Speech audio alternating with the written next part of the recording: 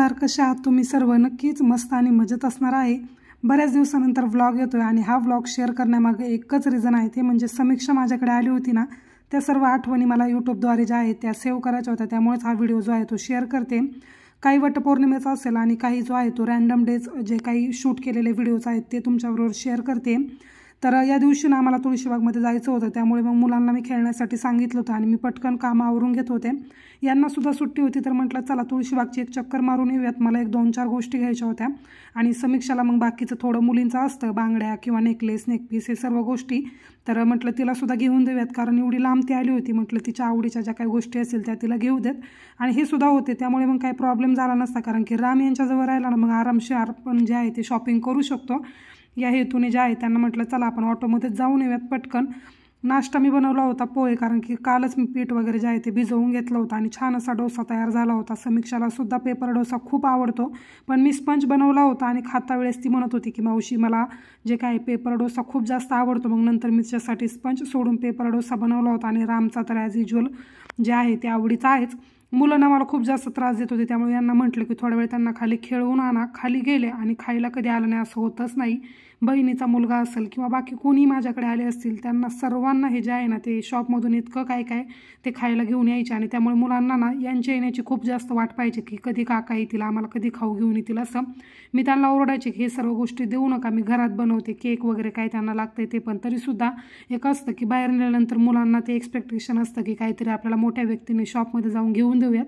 तसं काहीसा किस्सा इथं झालेला होता. तर चला नाश्ता वगैरे झाला, त्यानंतर मग त्यांचा खाऊन पिऊन झाल्यानंतर तुळशीबागमध्ये जाण्यासाठी निघालो होतो. सुट्टीचा दिवस होता, त्यामुळे गर्दी होती बऱ्यापैकी. पण दुसऱ्या दिवशी नेक्स्ट डेला हे सुद्धा होतं वटपौर्णिमासुद्धा होती. त्यामुळे इतकी जास्त गर्दी होती तुळशीबागमध्ये की समीक्षा अक्षरशः वैतागली होती की मावशी मला काहीच नको, फक्त घरी चल. पण तिला म्हटलं की थोडंसं फक्त पेशन्स ठेवा, आपल्याला ज्या काही गोष्टी लागतात त्या घेऊयात आणि त्यानंतर मग जाऊयात.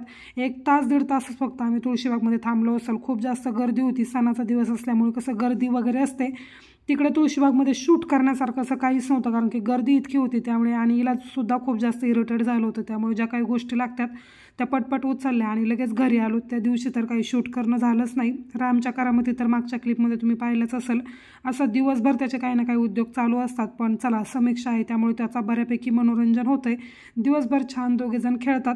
हा जो व्लॉग आता सुरुवात करते मी इथपासून असणार आहे वटपौर्णिमेचा व्लॉग. तर वटपौर्णिमेच्या दिवशी मी माझा स्वतःचा ब्लाऊज स्टिच करून काढला होता. इतके सारे सण येऊन गेले, इतके प्रोग्राम्स येऊन गेले, तरीसुद्धा माझ्याकडे ज्या काही साड्या आहेत त्यांच्यावरचे ब्लाऊज स्टिच करून झाले नव्हती. ही तक्षशिला आणलेली आय थिंक 6-7 महिने तर नक्कीच झाले असतील. तेव्हापासून ही जी साडी आहे त्याच्यावरचा ब्लाऊज स्टिच करायचा राहिला होता. आणि माझं असं असतं की काहीतरी वेगळं करूयात, म्हणून हा ब्लाऊज मी पाठीमागे ठेवत चालले होते.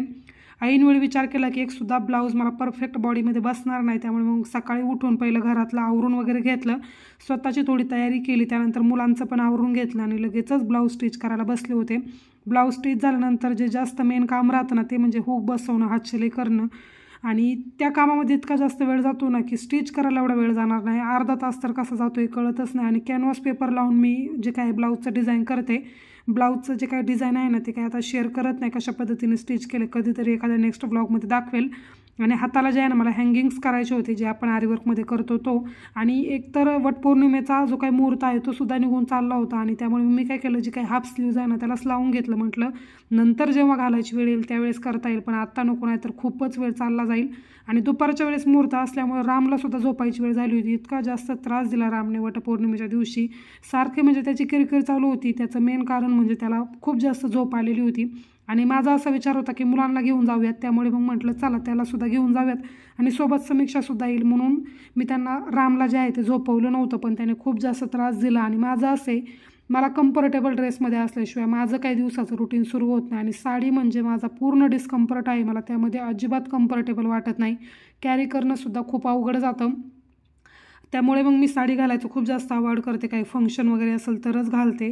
त्यानंतर मग ब्लाऊजचं थोडंसं काम केलं आणि नंतर पूजेची तयारी करायला सुरुवात केली. घरातली देवपूजासुद्धा बाकी होती. आय थिंक आता मुहूर्त 11:30 का 12च्या दरम्यान काहीतरी होता. त्यानंतरच म्हटलं 12 नंतरच जाऊयात. त्यामुळे थोडंसं निवांत चाललं होतं, पण दिवस इतका पटपट चालला जातो ना, त्यामुळे मग लक्षात येत नाही की किती वाजलेत असं.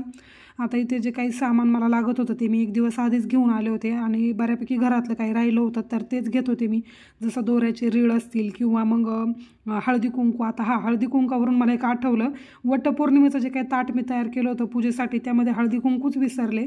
कारण की इथं पहा तुम्ही, राम टेबलवरतीच माझ्याजवळ बसला होता. त्यामुळे मग मी काय विचार केला होता की हा खाली उतरल्यानंतर मी हळदी कुंकू ताटामध्ये ठेवील, कारण की हा खूप जास्त त्याची नासतूस केली असते त्याने. त्यामुळे आणि नंतर मी पूजेला परत पोहोचल्यावरती माझ्या लक्षात आलं की हळदी कुंकूच घरी राहिले.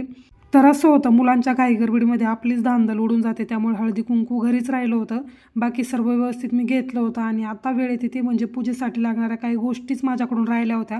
त्यातलं मेन म्हणजे शेंगदाणेसुद्धा नेतो. आता तुम्हाला माहीत नाही तुम्ही नेता की नाही वटपौर्णिमेच्या पूजेसाठी डाळ किंवा साखर, खडीसाखर असेल किंवा शेंगदाणे असतील.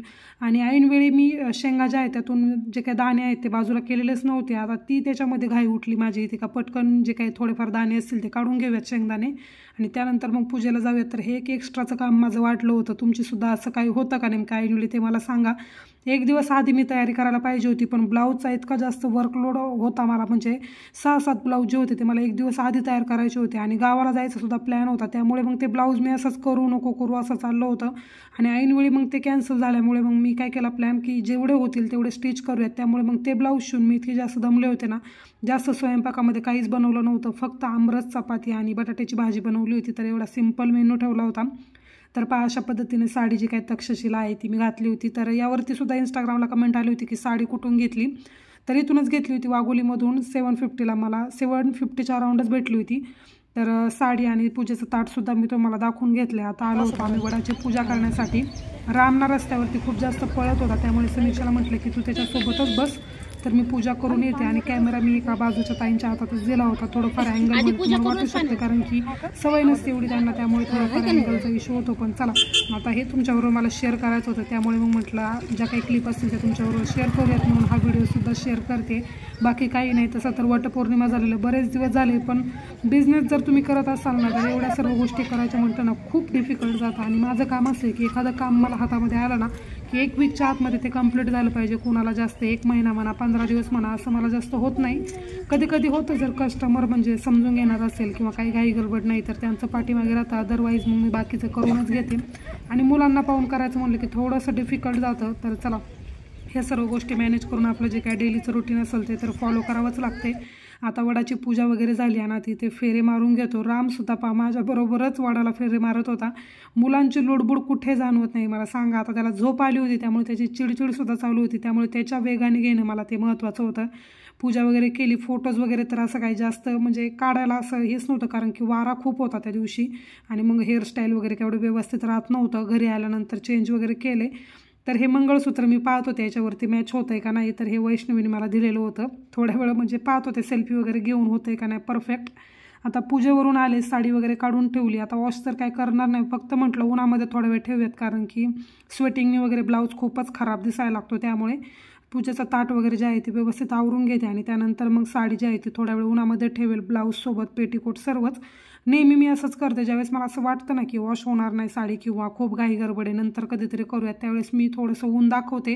कपडे असू किंवा मग साडी असू, एक त्याच्यामधलं जे काही बॅड ऑर्डर असतो ना तो निघून जातो आणि एक फ्रेश लुक येतो असं मला वाटतं. तर ही साडी जी आहे ती आता मी व्यवस्थित ड्राय करून घेते आणि त्यानंतर मग फोल्ड वगैरे करून ठेवून देईल. ब्लाऊजसुद्धा इनकम्प्लीट आहे, हँगिंग्स वगैरे लावायचे राहिले होते. बोटनेकमध्ये पाठीमागचा शेप मी घेतला होता आणि फ्रंट जो आहे तो राऊंडच होता. तसं तर व्हीनेकसुद्धा मला आवडतात. खूप ट्रेडिशनल नाही म्हणता येणार, पण इंडो वेस्टर्न लुक असा छान क्रिएट होतो जर व्हीनेक असेल तर आणि अट्रॅक्टिव्हसुद्धा दिसतं. तर अशा पद्धतीने जो काही तो ब्लाऊज स्टिच झाला. उपवास होता त्यामुळे आल्यानंतर पटकन आमरस प्यायला घेतला कारण की खूप भूक लागली होती आणि समीक्षाचं जेवणसुद्धा राहिलं होतं. तर चला आता मस्त आम्ही असं जेवण करून घेतो. वटपौर्णिमेचा व्लॉग तुम्हाला कसा वाटला ते मला कमेंटद्वारे कळवा. आणि हो, जर व्हिडिओ आवडला असेल तर व्हिडिओला लाईक आणि चॅनलला सबस्क्राईब करायला अजिबात विसरू नका. भेटूयात आपण नेक्स्ट व्हिडिओमध्ये, तोपर्यंत बाय.